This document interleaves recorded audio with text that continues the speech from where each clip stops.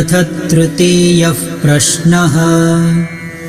अथ हैनं कौसल्यश्चाश्वलायनः पप्रच्छ भगवन् कुत एष प्राणो जायते कथमायात्यस्मिन् शरीरे आत्मानं वा प्रविभज्य कथं प्रतितिष्ठते केनोत्क्रमते कथं बाह्यमभिधत्ते कथमध्यात्ममिति तस्मै स होवाच अतिप्रश्नान् पृच्छसि ब्रह्मिष्ठोऽसीति तस्मात्तेऽहं ब्रवीमि आत्मन एवैष प्राणो जायते यथैषा पुरुषे छायैतस्मिन्नेतदाततं मनो कृतेनायात्यस्मिन् शरीरे यथा सम्राडेवाधिकृतान् विनियुङ्क्ते एतान् ग्रामान् अधितिष्ठस्वेति एवमेवैष प्राण इतरान् प्राणान् पृथक् पृथगेव सन्निधत्ते वायुपस्थे अपानम् चक्षुश्रोत्रे मुखनासिकाभ्यां प्राणस्वयं प्रतितिष्ठते मध्ये तु समानः एष ह्येतद्धुतमन्नं समं नयति तस्मात् एताः सप्तार्चिषो भवन्ति हृदि ह्येष आत्मा अत्रेतदेकशतं नाडीनां तासां शतं शतमेकैकस्यां द्वासप्ततिः प्रतिशाखा नाडीसहस्राणि भवन्ति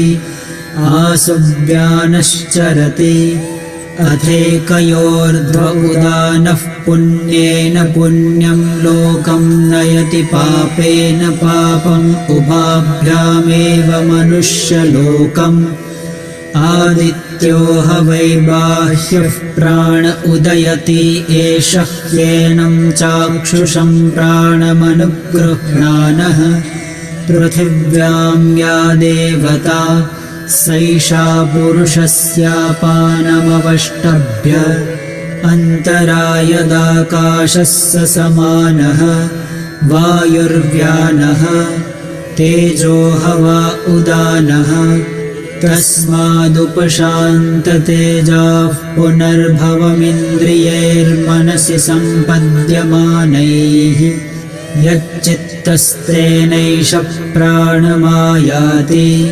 प्राणस्तेजसा युक्तः स ह्यात्मना यथा सङ्कल्पितं लोकं नयति य एवं विद्वान् प्राणं वेद न हास्य प्रजाहीयते अमृतो भवति तदेष श्लोकः उत्पत्तिमायतिं स्थानं विभुत्वं चैव पञ्चधा अध्यात्मं चैव प्राणस्य विज्ञायामृतमश्नुते विज्ञायामृतमश्नुत इति। हरि ओम। नमस्कार।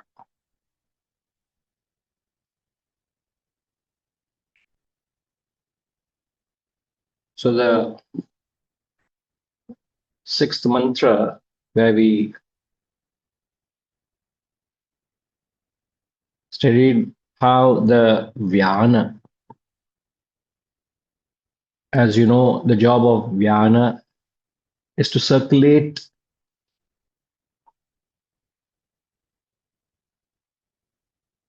the nutrients to every organ, to every corner of the body. And to understand what is stated, that there are 720 million, which is equivalent to 72 crore nadis, which are nerves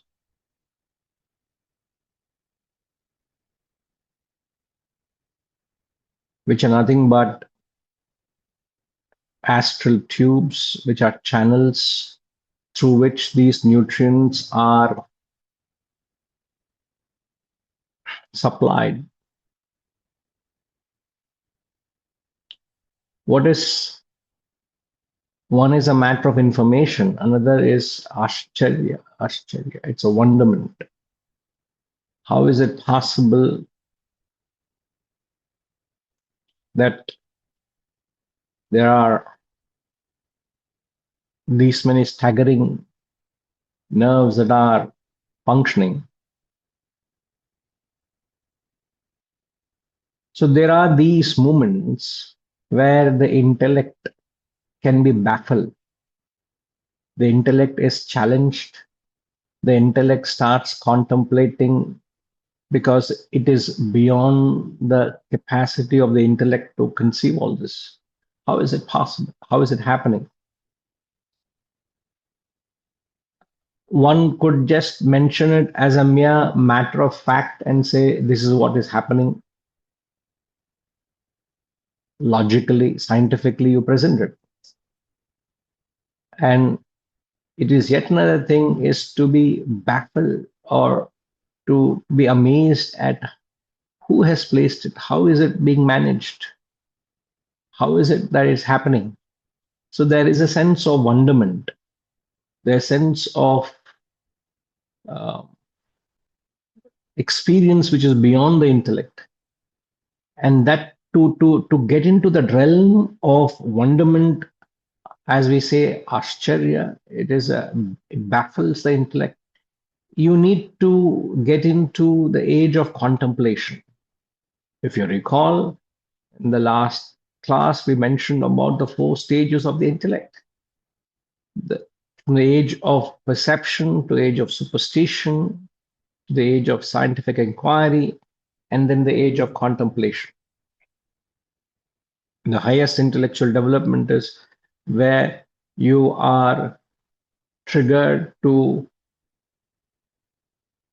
inquire into the ordainer. You're triggered to inquire into, question these existence. So that's when you become philosophical.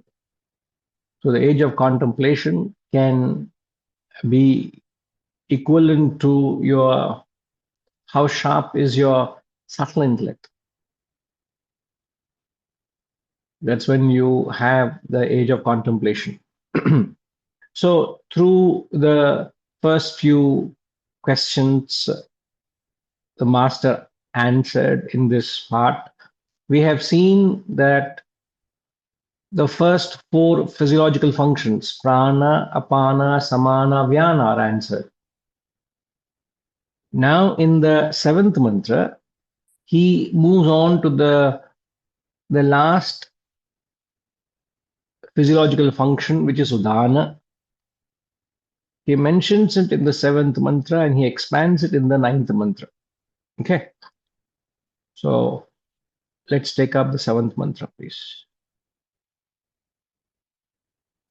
अथेकयोर्ध्व उदानः पुण्येन पुण्यं लोकं नयति पापेन पापम् उभाभ्यामेव मनुष्यलोकम्.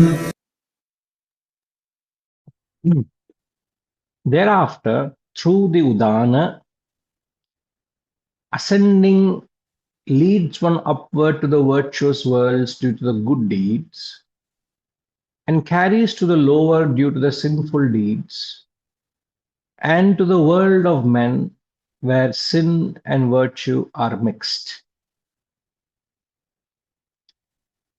The world of men, Manushya-lokan, Ubha-bhyam, sin and virtue are mixed. Either you're transported to the Punya-lokam or the lower worlds of sinful acts, papam papena. How is it all happening? Through urdhvam udanaha.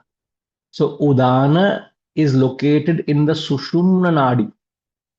As I mentioned in the previous mantra, three nadis, and the udana shakti is located in the sushumna nadi. So udana is being described as that force from the subtle body. It is that force which is expressing through the subtle body along with the mind and intellect at the time of death. That is what udana is being described. So at death, the resultant of different thought propensities. So at death, the resultant, I'll clarify the word resultant in the ninth mantra. I'm just mentioning it here. At the point of death, the resultant of the propensities of the various thought propensities,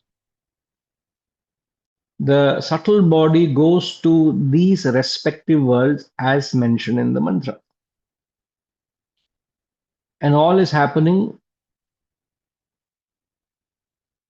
due to udana, through udana. So the udana seems to be the means of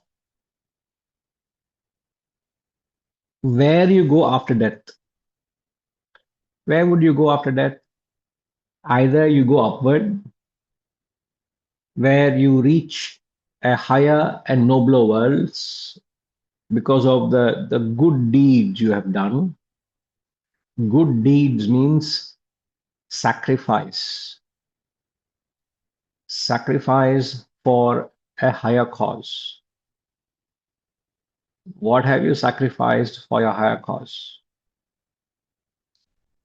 Only when you lead a sacrificial life, an unselfish life, a selfless life, unselfish and selfless. The fundamental principle is sacrificial. Such actions are termed good deeds,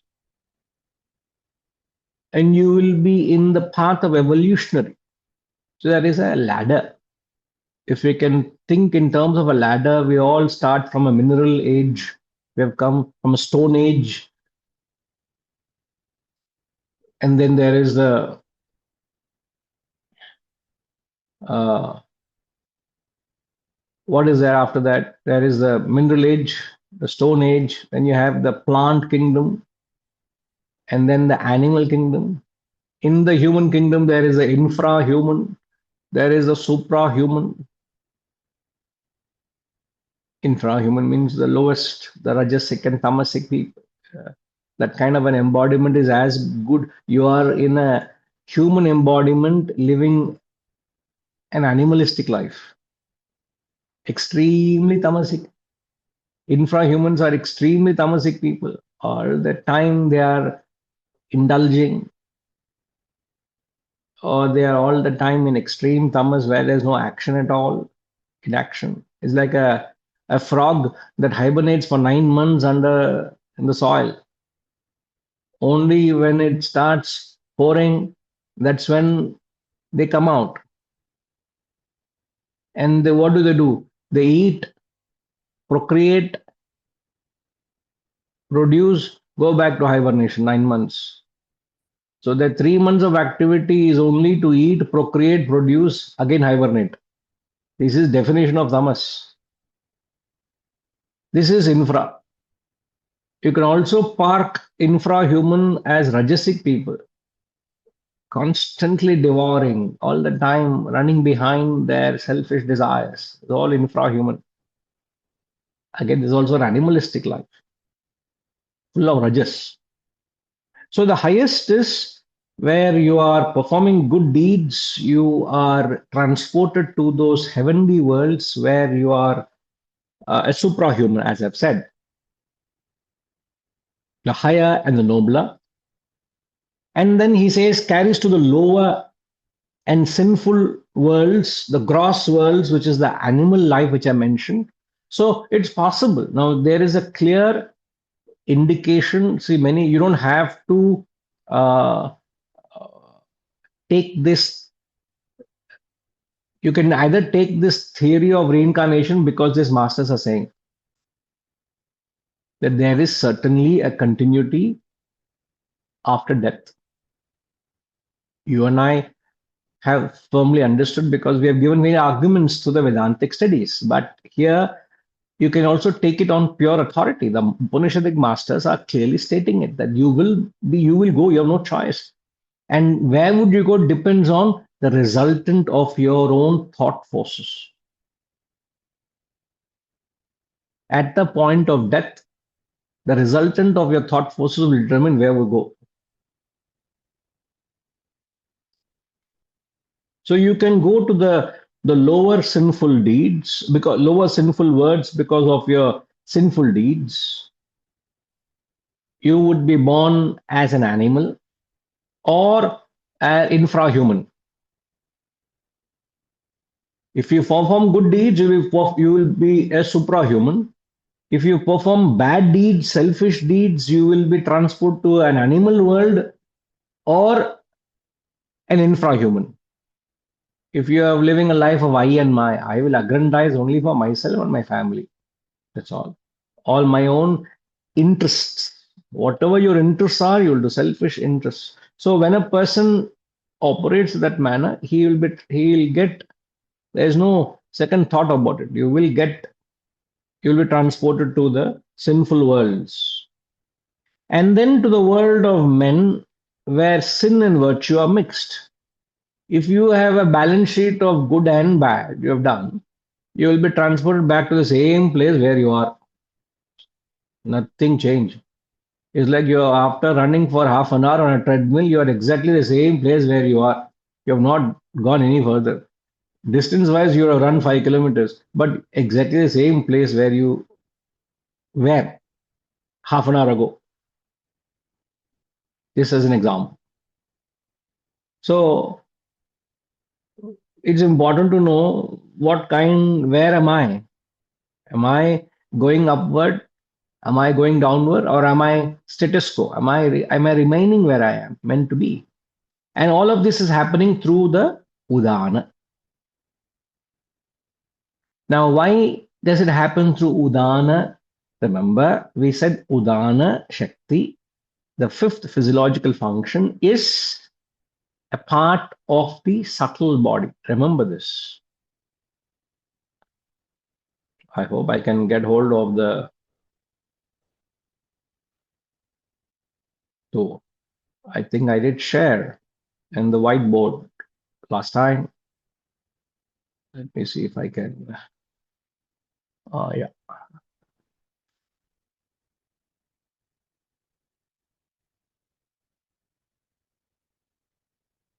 I actually happened to share this. It should have been shared here, but however, I had shared it earlier. I remember Amitama asked a clarification here. Now, if you remember, I see the five sheets, which are the five vestures or five layers, which are covering the Atman.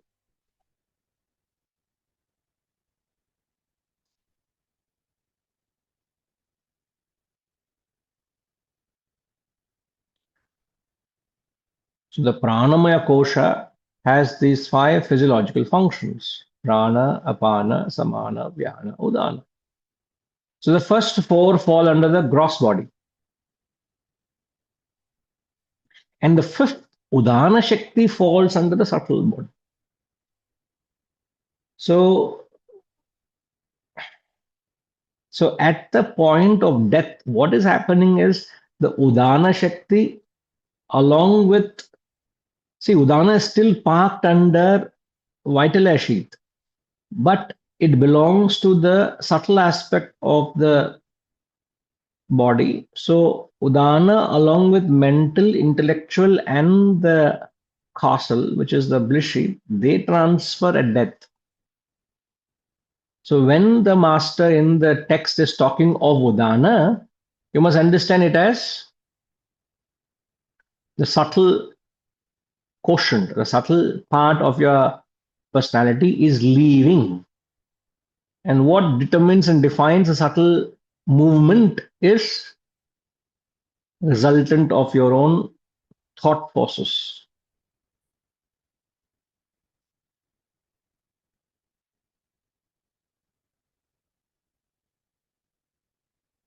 So whether you evolve or devolve or you remain stagnant, you are a master of your own destiny. Because it depends on to you whether you want to perform non-sacrificial, non-yajna actions, or you want to perform yajna sacrificial actions, or you want to perform once in a while yajna, once in a while non-yajna, and admixture actions. The choice is yours. So whether you evolve, devolve, or stagnant. Okay. So a clear indication of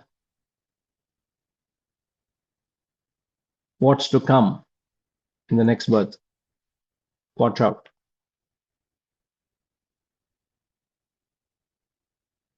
All clear? Should be, because we have already run through these concepts in different contexts earlier. It should be fairly easy to understand. आदित्यो ह वै बाह्यः प्राण उदयति एषः ह्येनं चाक्षुषं प्राणमनुगृह्णानः पृथिव्यां या देवता सैषा पुरुषस्यापानमवष्टभ्य अन्तरायदाकाशः स समानः वायुर्व्यानः. Now here he's answering the fourth question. How does it support the macrocosm? He says the sun is verily the outer prana. This favoring prana residing in the eyes rises up. The goddess of earth attracts and controls the apana of the beings. The interspace between the earth and the sun is samana. The air is vyana. I don't know, it doesn't make any sense to me. I hope you are able to make sense out of it. And this is Upanishadic language. Don't blame me.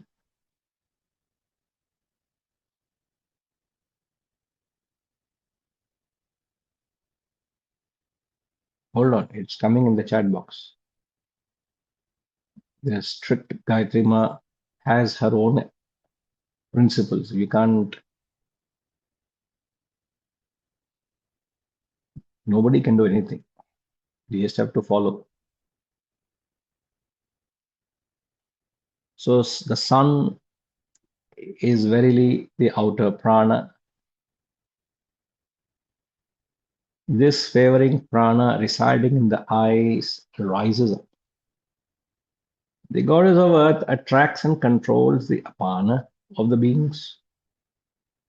The interspace between the earth and sun is samana. The air is vyana.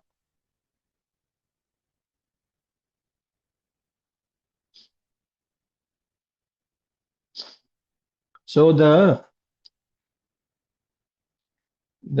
microcosm, the microcosm word for the microcosm is known as vyashti, and for the macrocosm is known as samashti. And you and I would understand that the outer world, the macrocosm, is a replica of the microcosm. The solar system is exactly as constituted of the microcosm. So whatever you see outward is exactly how the microcosm is constituted. So the world of upapranas, the inner world of upapranas, 4 of them are being described here. So the upapranas, the 4 upapranas, and the methodology is used here is the upamana. Upamana means comparison. So he is using a methodology of comparison to communicate. So what he's saying first is he says prana is the sun.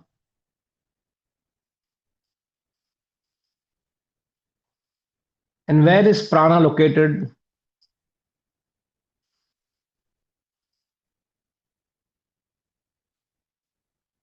Hmm? Where is prana located? Prana is located in the head, the eyes, ears, mouth, the topmost part of the physical structure. And the sun reigns in the crown of the world. The sun, which is a source of light, is the presiding deity of the eye. So the sun, which reigns the world, is up in the sky.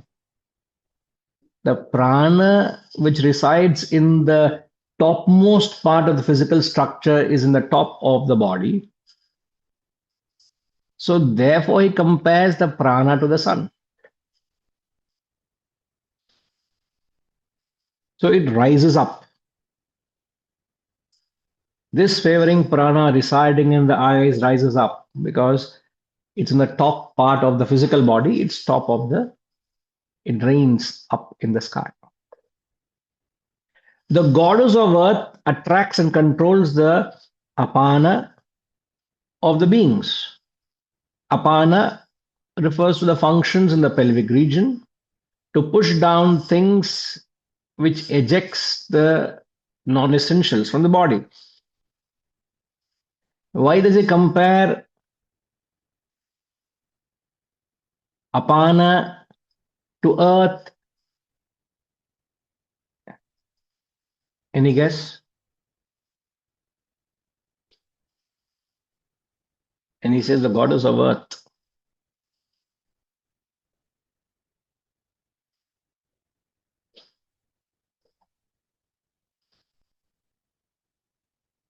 Hmm? Anybody?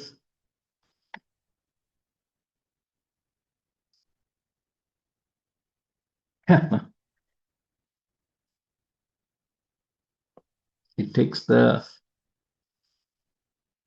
all the garbage close to earth. Yes, Suresh?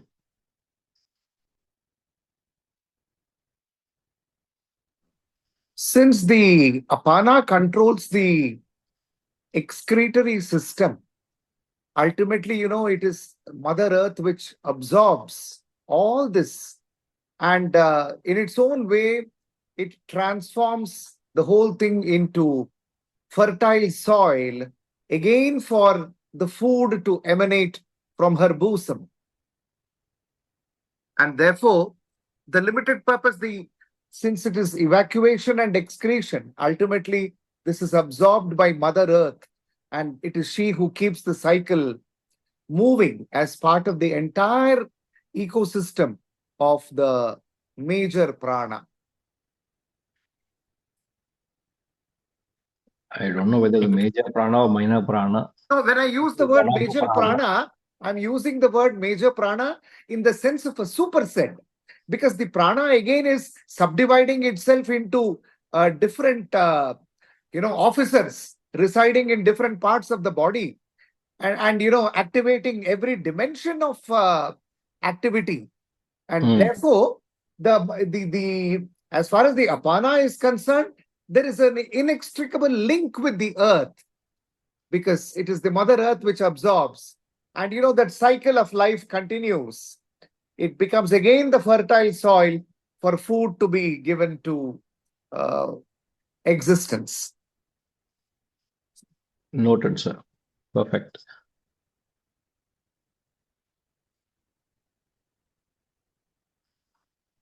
There's a Sanskrit word in the mantra, if you notice, which is called avashtabhya.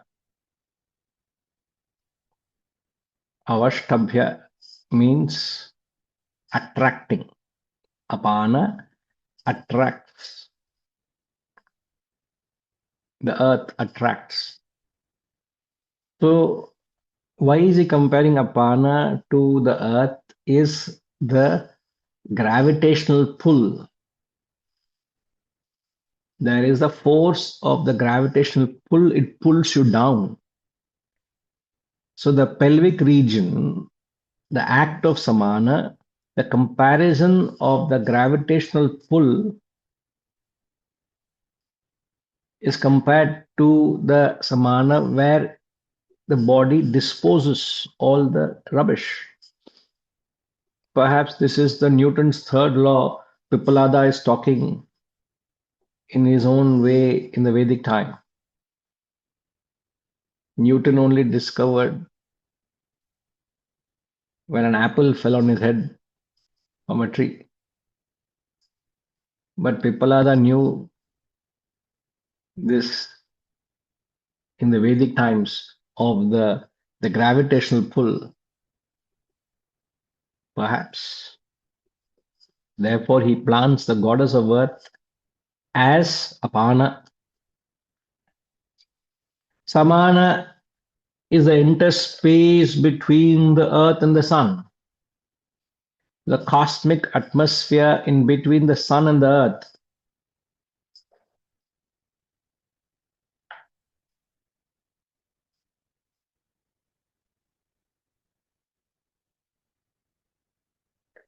Just as the atmospheric pressure that sustains life, Samana maintains and holds the nutrition in the body.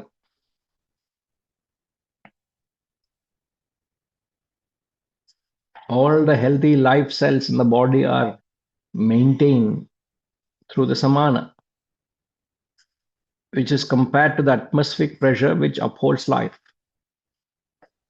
And lastly, he says the air is vyana, the air, the wind in the outer world, compared to the capacity in the body to circulate.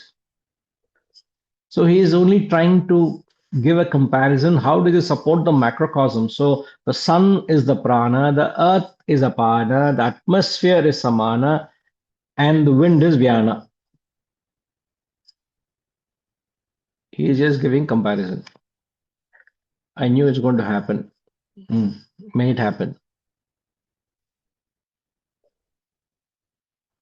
Ram, sir. Yes, sir.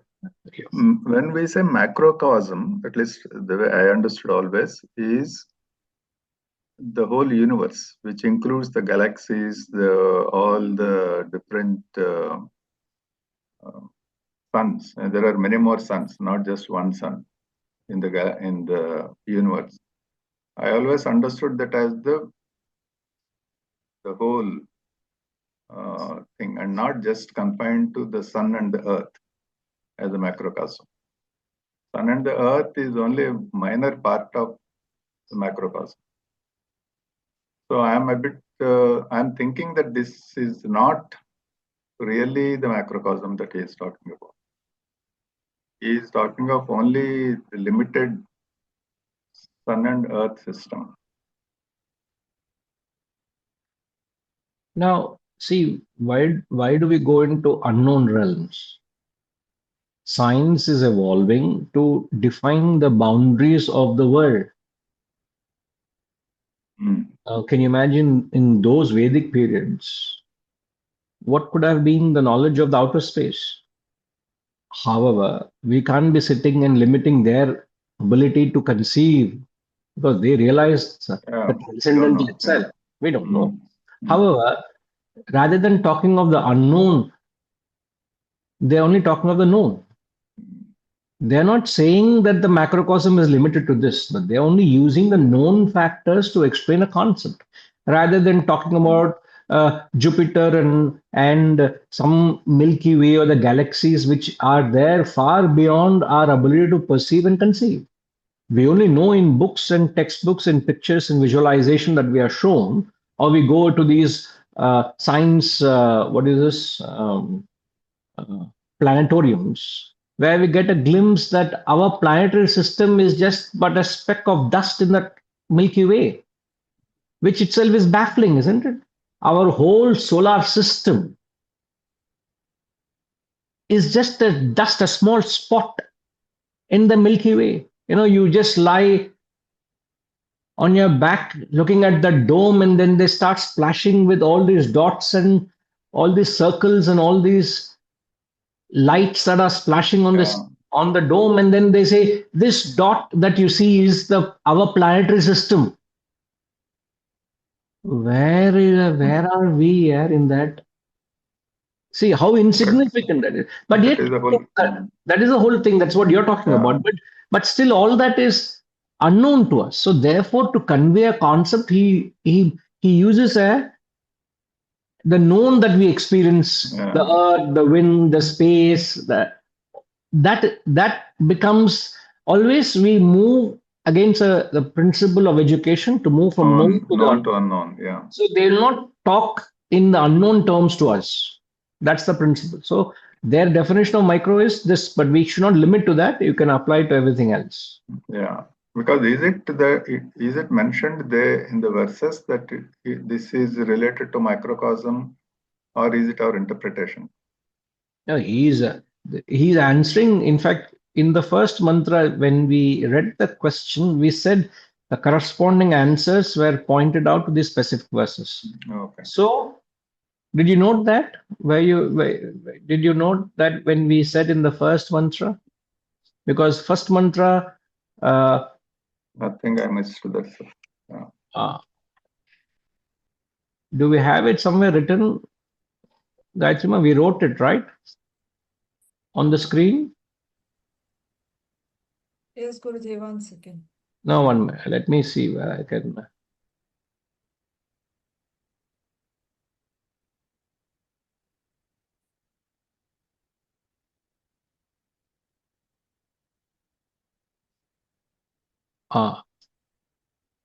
Ramji, you can take a note of this. Maybe take a snapshot. This was shared when we presented the first mantra of this section, where Kaushalya asked 6 questions. So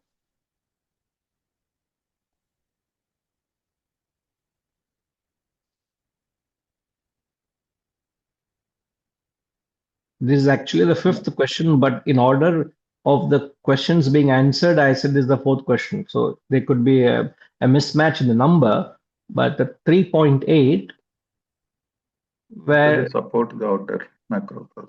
So that's a question asked by the student. So this is the answer to that question. Okay. So these answers correspond to what was asked. Therefore, there is just a perfect match. So it's not really a difficult interpretation, but rather a match of question and answers. That's all. Okay. Although I still don't understand the space between Earth and Sun as samana, because samana is related to digestion system. I thought the Earth is a perfect example of digestion. But, why you say that? Because like Suresh ji also said, Earth is the one which actually processes everything and then gives it back as energy back to the, of course it draws from sun, but it creates the food system and mineral systems and various things which actually keep the world going. What is there between sun and earth apart from air, about which we talk separately? The air is Vyana, he says. But beyond the air, it is all space. The atmospheric pressure. And that is all in the air. So that which houses the atmospheric pressure is the air.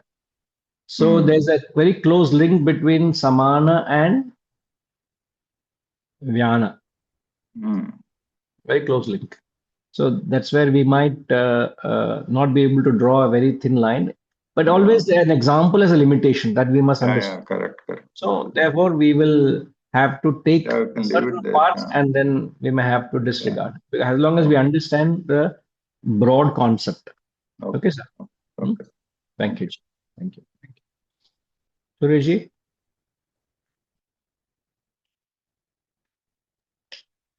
See, whether we talk of the macrocosm or the microcosm, at the level of the macrocosm and at the level of the microcosm, there is a beautiful interplay of the five elements. Unless there is an interplay of the five elements, the macrocosm as we understand it cannot exist, as also the microcosm. And somehow my understanding of this, this word interface, the interspace between the earth and the sun is the samana. So the samana here, I believe, refers to the principle of moderation or balance. There has to be a balance between what you see, what you breathe, what you hear, what you ingest, what you eliminate. This entire ecosystem functions efficiently in a system of, in an atmosphere of balance, samana.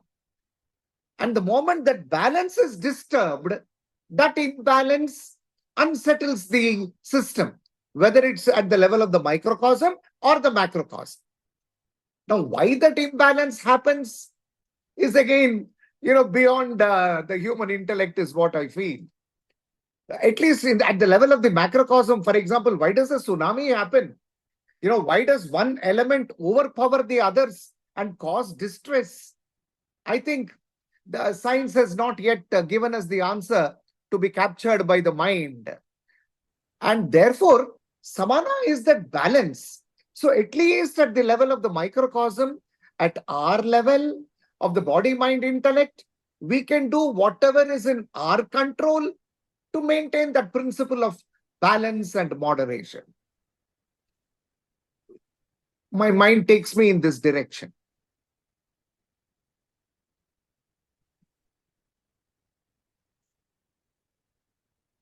Sometimes, I'm lost for words, sir. So this moment also I've lost for words. No, it is the imagination of the Mahatma, how he could visualize these things and connect it. And not only that, this samana or balance we are talking about, just imagine, we as human beings, we cannot exist but for the plant kingdom. Because the plants are giving oxygen and we are giving them carbon dioxide, the plant kingdom and the other, the human kingdom coexist. And sir, thanks to the people who are devolving, the plant kingdom also is thriving. Because the lower species have to survive, because the people are devolving also, no? Yes. That's what he said in the previous mantra. We devolve to be an animal or a plant. Because the whole thing seems to be so beautifully choreographed as in balance. And I think other than kindling our Adbhuta Rasa, we have no other option. Absolutely. We have no option but to admire how, as you said, it's the five elements, how it's operating within the microcosm and how the five elements operate and control the macrocosm. So there is a similarity. That's the point. Perhaps we can take a note here. Perfect. Thanks, Chief. Ninth mantra, please.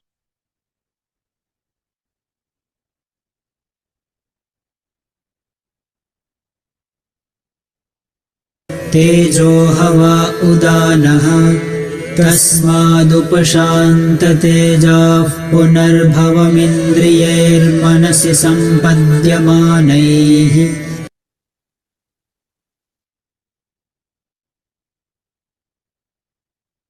The external fire as energy is udana.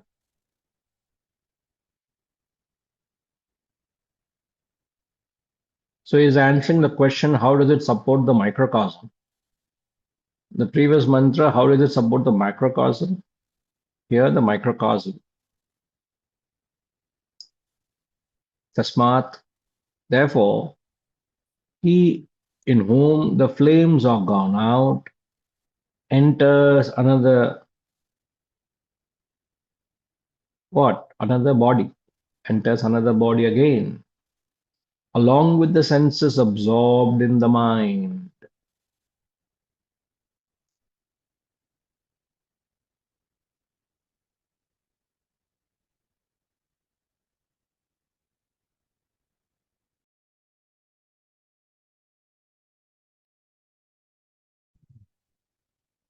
So the fifth upaprana,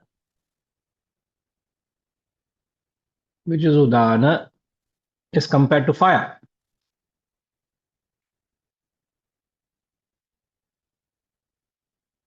So the fire outside is also the fire inside. As you and I know, when a person dies, yes, the instantly the the body becomes cold. There's no warmth in the body. That is a implication that the body is dead. Udana has left the body.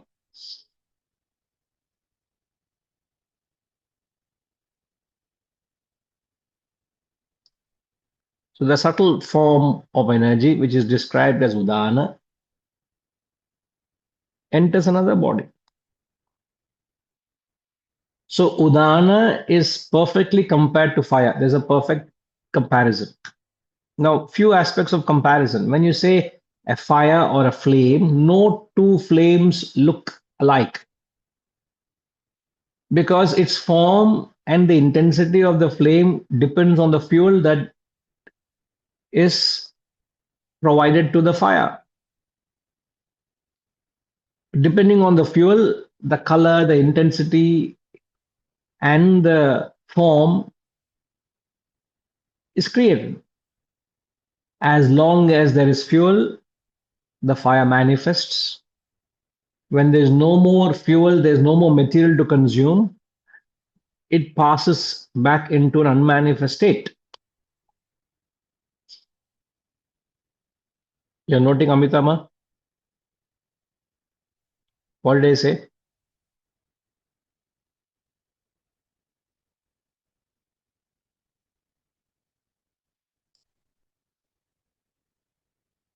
Sorry, sir. It's about the fire, right? The fire.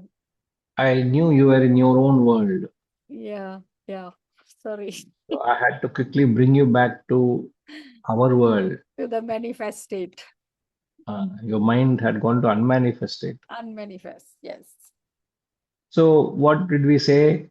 The fire is At compared to Udana. Udana. Udana. So At the that, external fire is the internal fire. So Yeah. when a person dies, the heat from the body is gone. Gone. So an apt comparison of fire to Udana. Mhm. So fire is based on that which feeds it, The fuel. the fuel. As long as the fuel, it sustains. When there's no fuel, it dies. Yeah. Now, what is that compared to Udana? How do you draw out? How do you, sorry, how do you How draw? do you how do you draw out the comparison of the example of the fuel? The fuel, sorry, of the fire to Udana. We said the fire sustains because of the fuel. The nature of the fire is because of the fuel. When there's no fire, there's no fuel, there's no fire. There is no fire. Yeah. Now, how do you compare it to Udana? I'm What not is the flame? Firstly, what do you compare the flame to? life in the body, is it? And the fuel is the body.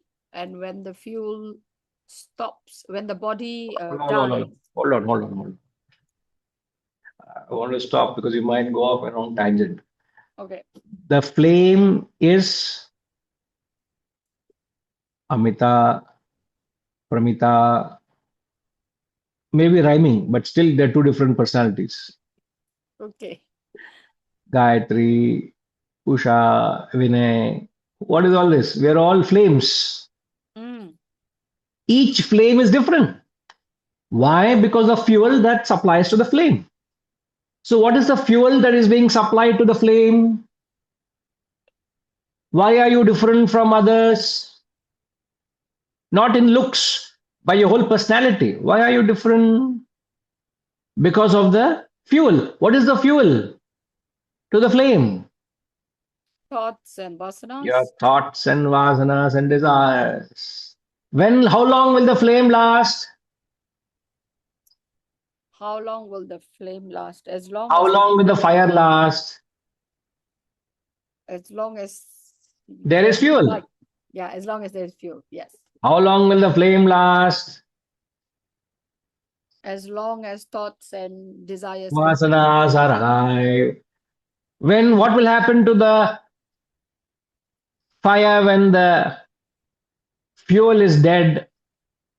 What will happen to the fire? The fire fire will go back to unmanifested. There's no more manifestation. What will happen to this flame of the body when the subtle body dies? You will die. There'll be no more manifestation. It will be transferred to the next, to another. next body. So the way he chooses flame as udana is so apt, is so perfect, is so spot on. When the subtle body has no more fuel to burn, it discards this body. This body is useless. This body has no meaning to it.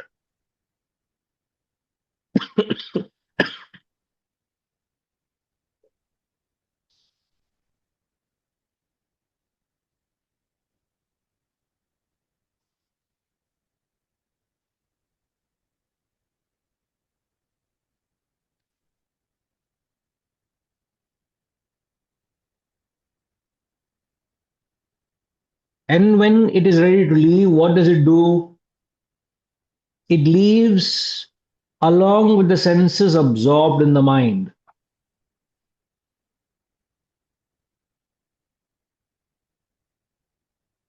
Yeah, Setuji?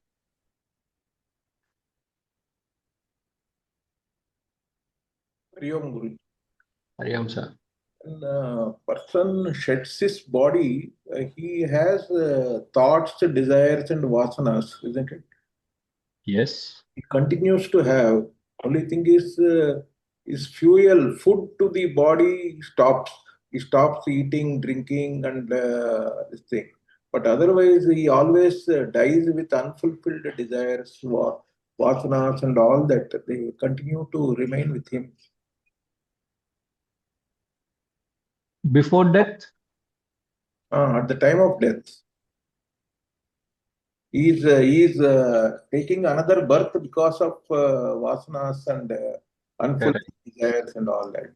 So maybe I am thinking he dies because of the no fuel, the physical fuel to the body also. No.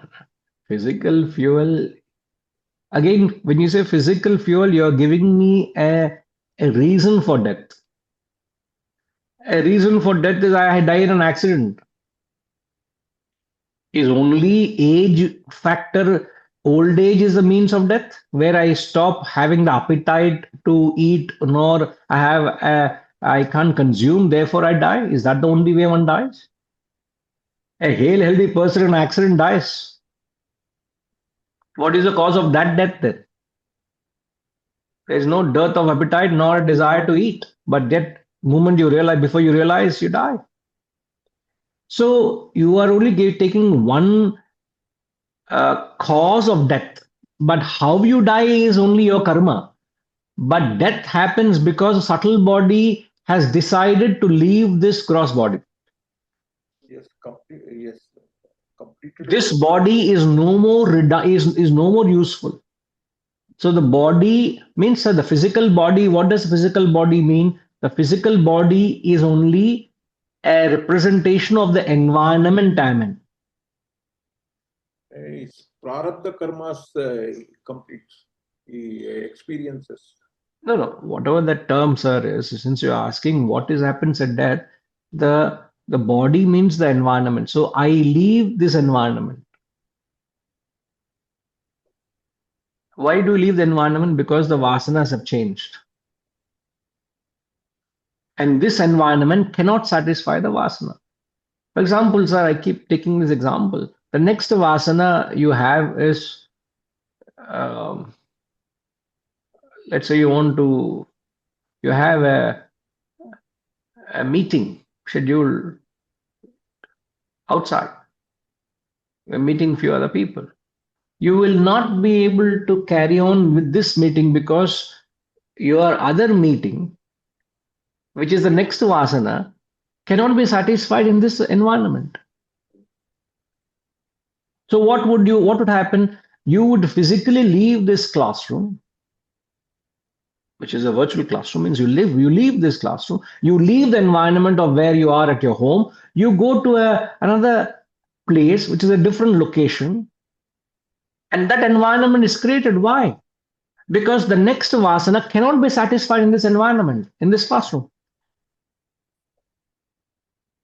So this, if you take this as an example, so we are all dead in this environment, in this experience.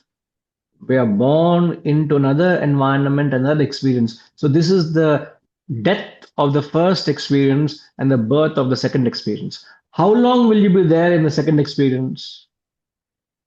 Until the vasana is fulfilled, or the next desire or vasana that comes up, which cannot be satisfied there. Imagine it's a meeting, lunch followed by lunch. Then you will continue to be in the meeting, satisfy the next vasana, which is to have lunch. After that, you say, I want to take rest. I want to take it easy today. You come back home. You can't continue that experience there. So you change that environment.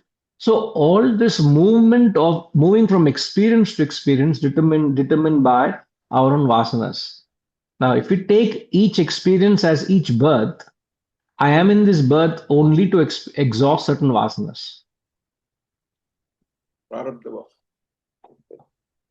No, along with prarabdha, no, just for those who don't understand the term which Setuji is using, prarabdha vasanas are the vasanas you are born with. And we have to exhaust, They will get exhausted. And a person dies when they get exhausted. But along the prarabdha, you're also burning other vasanas, no? You're also burning sanchita vasanas. Aren't you burning sanchita vasanas? You're exhausting. We are not an animal where we can't have a choice of our lives. We have a choice and we can exhaust all other vasanas. So in the process, I'm burning many other vasanas. But death happens when the prarabdhas are exhausted. So it's not because I have lost my appetite to eat, not because of that. I can have all the appetite to eat. The next minute, I can get a heart attack. I can collapse. While I'm talking to you, I can collapse in this chair. Not possible? Very much possible. Guruji, even enlightened masters, after exhausting all their, Sanchita Vasanas, they continue to be alive because they have not completed their Prarabdha Vasanas. Correct. Because their prarabdha vasana is still there, they will live. Which we don't understand why many don't understand why they continue to live if they've attained realization. And why are they living that life, the life that they're leading? What contributes to the life that they're leading is all determined at birth itself. So if any one of us in this classroom have attained realization, the difference between that person and the rest of us is we are also living a life based on our prarabdha vasanas.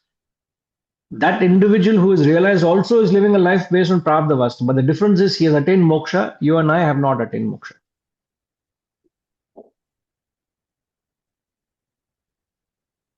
Got it, sir? So it's all a play of vasanas. It's entirely the play of vasanas.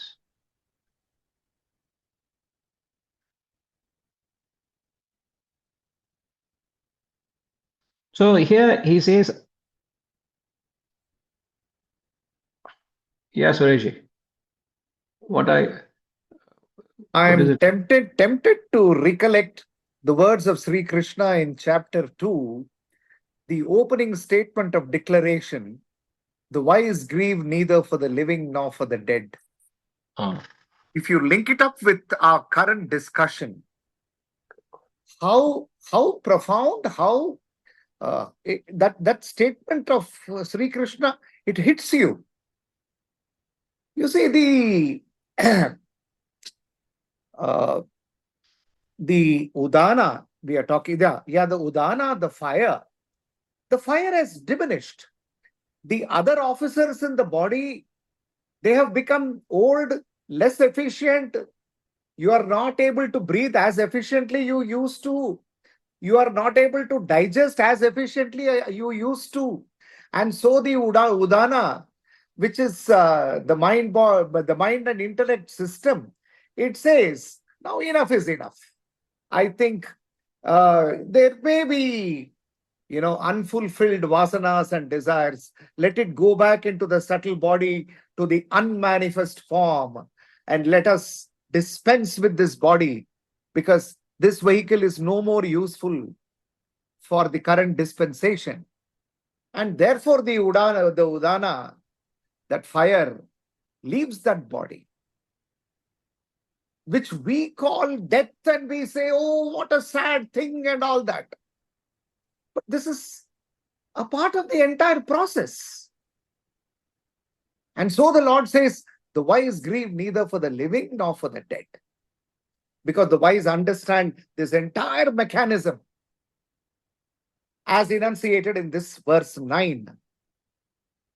I think that linkage is hitting.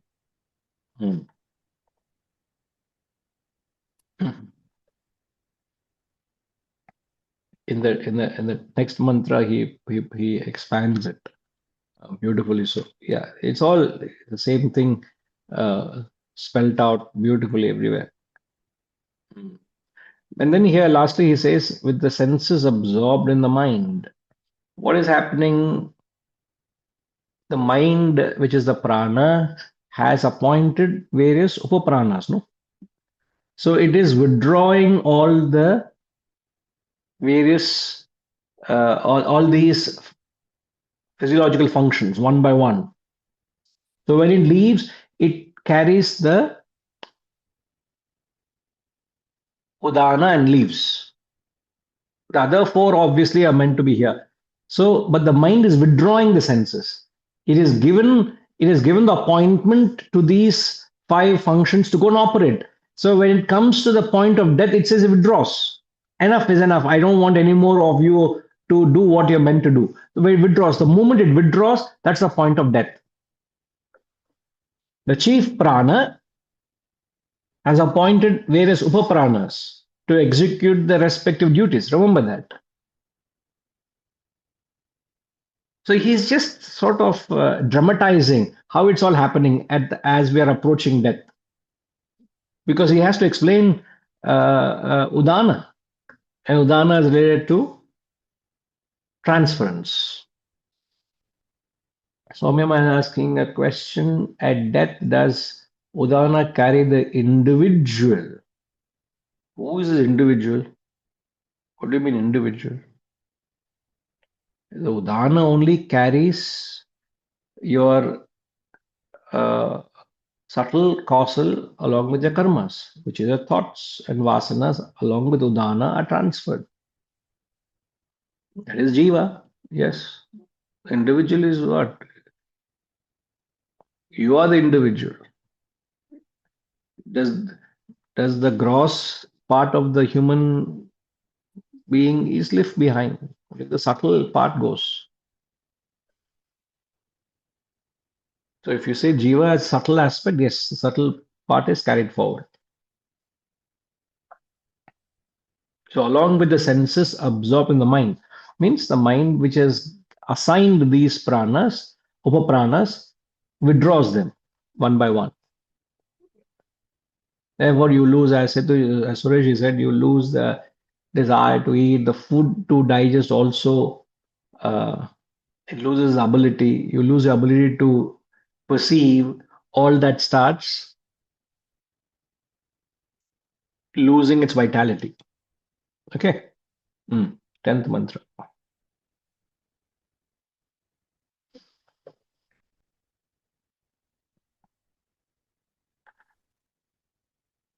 यच्चित्तस्तेनैष प्राणमायाति प्राणस्तेजसा युक्तः स ह्यात्मना यथा सङ्कल्पितं लोकं नयति. Whatever be his thoughts, he attains this prana united with udana, together with jiva. There you go. The answers here is led on to the world as thought of. He's answering the question, what reason does it go out? He's giving the reason. The reason for going out, what determines the next field, which is the next Janma. Whatever be his thoughts. So the departing thoughts on the deathbed determine the future. The departing thoughts. Many a time we don't even have a last thought because you die in accident or flash. Then what do you say? It's not that that person in the deathbed waiting for that moment to come. So it's not, you can't take death in that sense. But whatever be the last thought at the time of death, that thought will determine where you go. Now, SR, what determines the last thought? Imagine, sir, we are all sitting in the classroom, in the satsang hall. We are sitting in the ashram. All of us on one roof. And suddenly the roof gives way. The roof collapses on all of us. And that comes to, don't worry, I know you have already certified it. Everything is strong. That's why I asked you.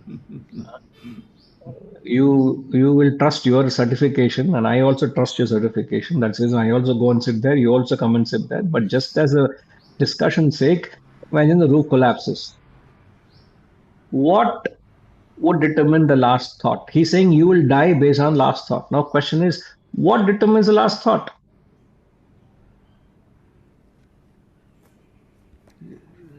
What determines last thought, Guruji, could be your frame of mind at that moment of time.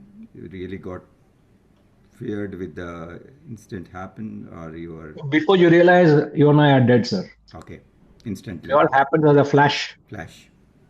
No time to build your thoughts, culture your thoughts, cultivate your thoughts. Nothing is happening. It just happens as a flash. He says that point of death, the last thought determines where would you go. Next birth. Let's not give time for this happening. It happens as a flash, which is also a possibility. There is a, for every human being before he is leaving, but there is a thought that determines it. Correct. That is my question I'm asking. No, You are smartly putting the question back to me. No, what I'm trying to say that there is a instantaneously that incident happened, but before few seconds there was some thoughts in our mind. Correct. Let's say that is the last thought. Yeah. My question is, what determines that last thought? Just because you were occupied in a particular thought, that does not mean it's the last thought. Mm-hmm. So. Just because I'm occupied in that thought, that's not the last thought.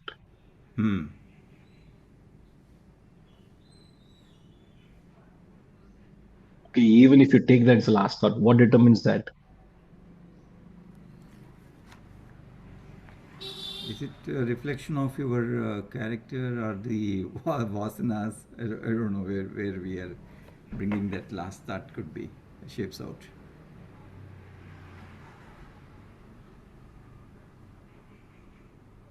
Because even the moment you ask me, having been a person who's been lived 100 years and done so many things, maybe the millions and millions, billions of thoughts might have come, but at the end of the day, you are determining with a one last thought.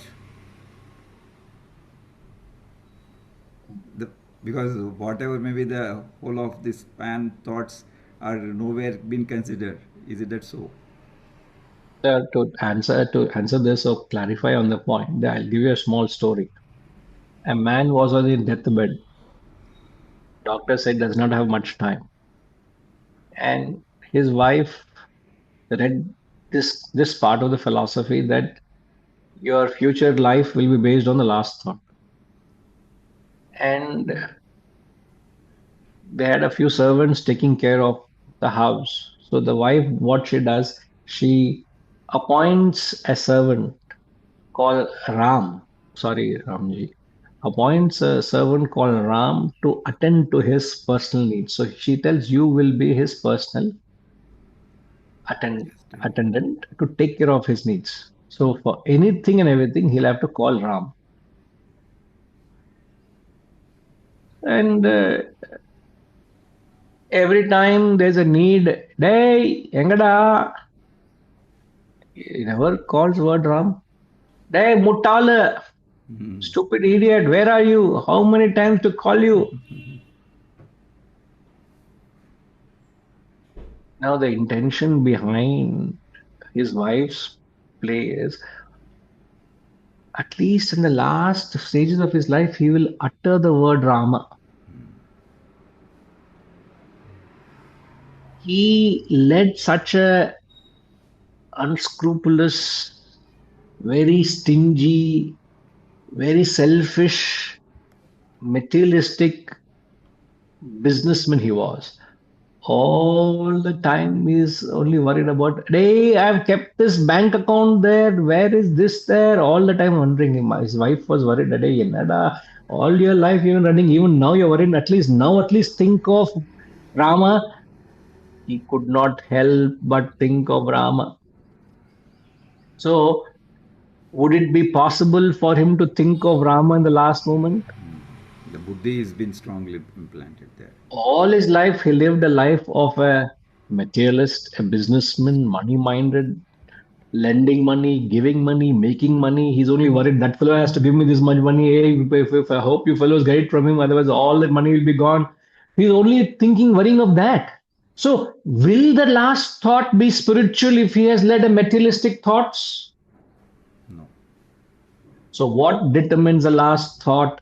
The last thought is an effect of the resultant of all your Life thoughts. forces. Exactly. So it is your last thought that determines your future birth, but the last thought is dependent on the resultant of all your thoughts.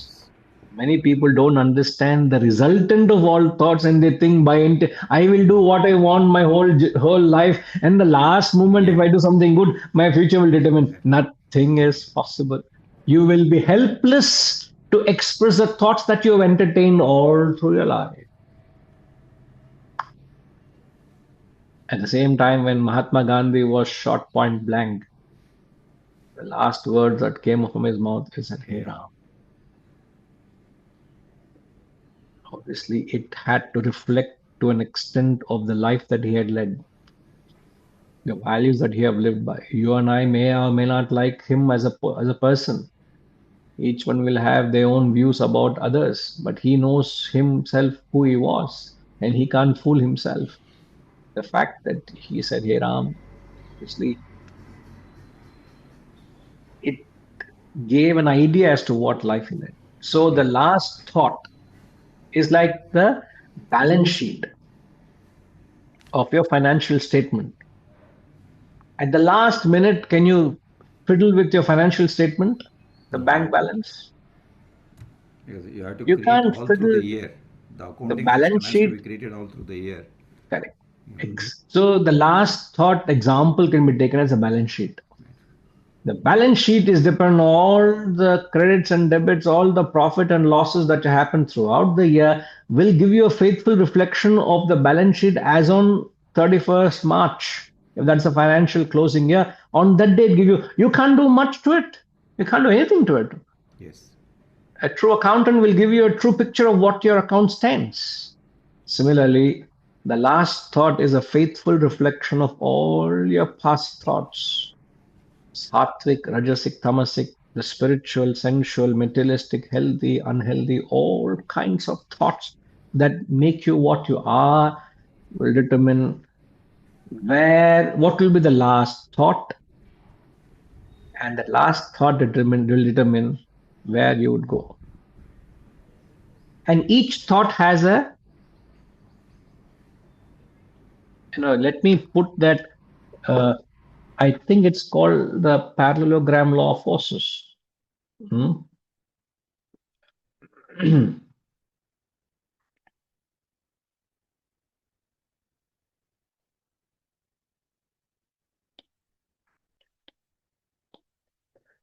When we talk of these various forces,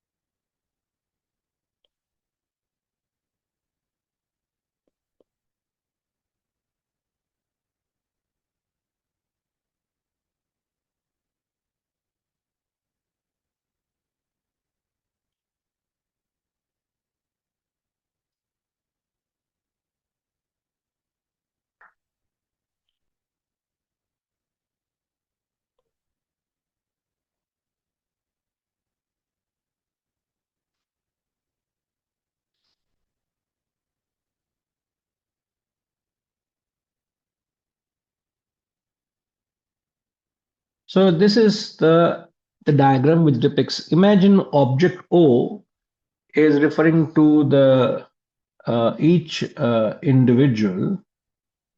Other people also drawing. Please don't draw anything on the board. So imagine the object O is being pulled in OA, OB, OC, OD, OE, OF, OG. These are all, each force is a desire, a vasana acting on the object O, the individual. Now, which direction will the object go? The object will go in neither of the direction. It will go in the direction called OR, which is a resultant of all your forces. So it will, every desire with its intensity will influence the resultant. Every force will determine, not just one desire. Every desire will influence, and OR will be in a direction which you never intended. Because nobody has a desire to die, yet everybody dies. Why is it? Nobody has a desire to suffer, yet everybody suffers. Nobody has a desire to be born poor. Why would you be born poor? Because your resultant of all that you have done determines that you will be born poor, or you will be born hale and healthy, or you will where you're born. Everything is determined by the resultant. So we need to understand that concept, how the resultant plays in determining the last thought. So your last thought determines the exact life and the destiny of the prana.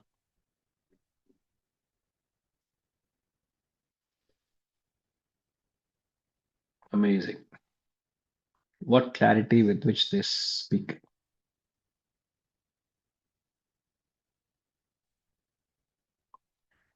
And that is what is sadhana, no, Samyama. Every thought you're entertaining, you use your intellect with wisdom to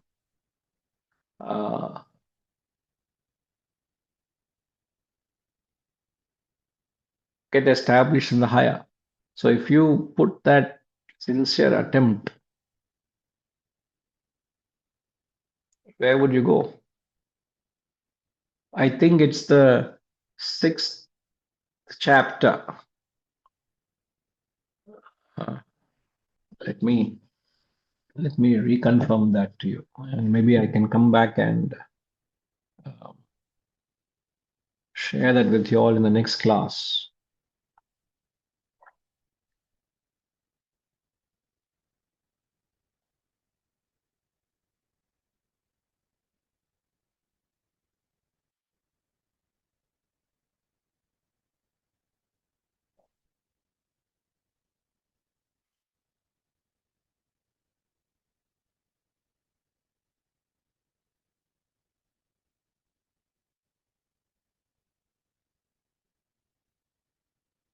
Mm. Hmm.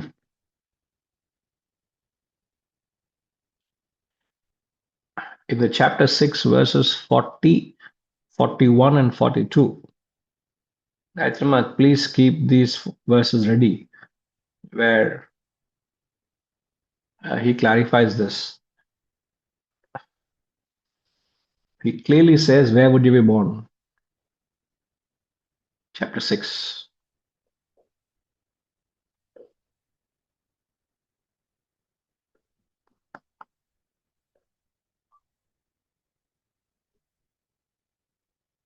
So there's enough evidence in the Shastras which support this argument. Okay. For example, okay, my last thought will be I'll speak and sing. Does it happen in next Janma? Obviously. If you're, I'm certain you will be born as a musician next Janma. And once in a while you will philosophize. Because that vasana for music is so strong in you, and you are not able to satisfy that vasana to sing. So when the inevitable happens, you will be given an environment conducive. You will be born into a family of musicians where you will be nurtured and nourished, where your vasana for music will flourish. It is because there's this so much desire in you. I want to, and I've lost this. I want it. I want it. I want it. It's an open secret. What will happen? You will be given what you want. As simple as that. So you may attain moksha through music. You also want Vedanta. You're so eager to learn this philosophy. So music will be a means for you. There can't be any better person. In fact, you yourself give an example, where you're so clear what you want. We are not clear what we want. You are very clear what you want. So you will get what you want. Don't worry. Okay. We'll come back. Om Purnamada Purnamidam Purnat Purnamudachyate Purnasya Purnamadaya Purnamevavashishyate. Om Shanti Shanti Shanti. Hari Om. Shri Gurubhyo Namaha. Hari Om.